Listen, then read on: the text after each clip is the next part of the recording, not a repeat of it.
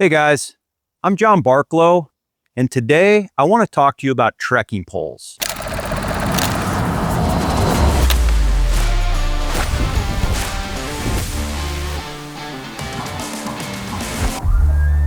Now, trekking poles have gained a lot of popularity with backcountry hunters, and for good reason.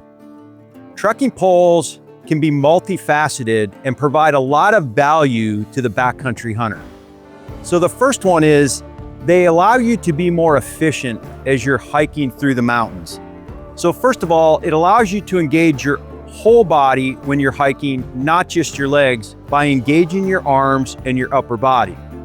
The other thing, if you start to get tired and you want to start bending over because you have a heavy pack as you're hiking that meat out of the field, that trekking pole is going to allow you to stand upright, open that diaphragm, and get full breaths into your lungs. So that's going to be one benefit. The other benefit is it's going to allow you to save energy, especially over the course of an entire trip. So by engaging the poles going uphill, you're going to allow your upper body to help you propel yourself up that hill. So again, not just relying on your lower body, but then coming downhill, especially with that heavy pack on, you can extend these poles and put them out in front of you and actually take a lot of weight off your knees and hips and help brake as you go downhill. The other thing is it increases your balance, especially with that heavy pack. When you're swaying side to side, having those poles is going to allow you to maintain better balance and actually save a lot of energy in your core. Now, the other thing that trekking poles can do is they can be used as anchors. So I could pull the basket off this trekking pole and I can jab it in the ground depending on the terrain, and I can use it as one of my shelter anchors. I can also turn it over and use this pick. This is a self-arrest pick. I can jab this into the ground, and that can also be used as a shelter anchor. Now, if I slip, say on steep, wet grass, which has certainly happened, especially if you're up in Alaska and Canada, this pole can be used to self-arrest or slow yourself down on that fall. And then in the winter, when there's snow and more ice on the ground, if you go to a self-arrest trekking pole, it can actually help you self-arrest in snow and ice. So this pole here specifically has been a part of saving my life on multiple occasions. And with other friends, they've had the same pole and it's saved their lives. So in one case, we were black-tailed deer hunting and my friend took a very long fall, or they could have been a much longer fall on steep, wet grass, and was able to self-arrest.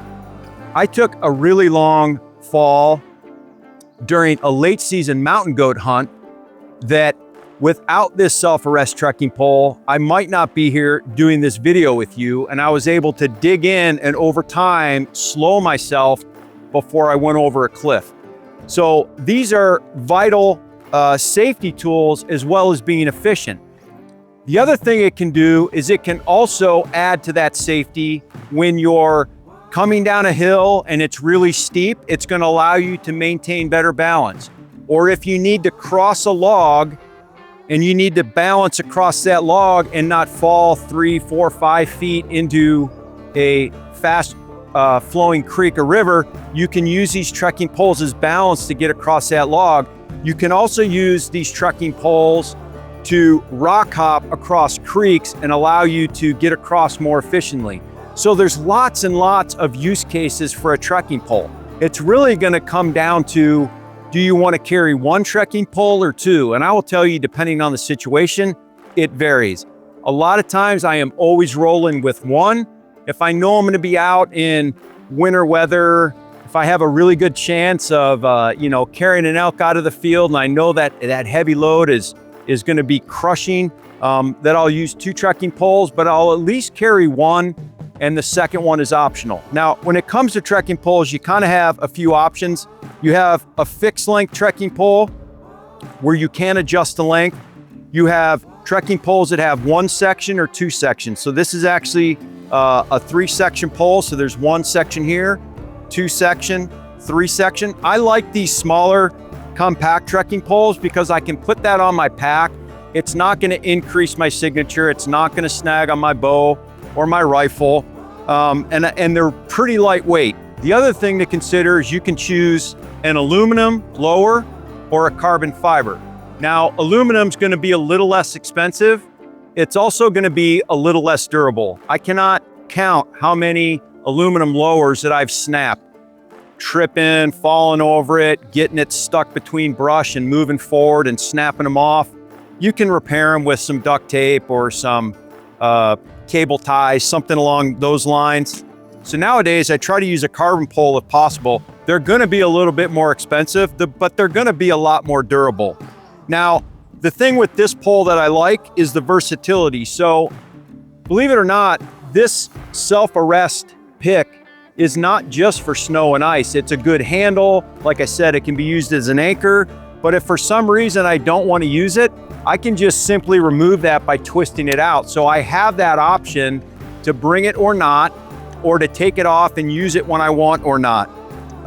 Either way, I think that if you're not using trekking poles, you should strongly consider purchasing one and trying it out.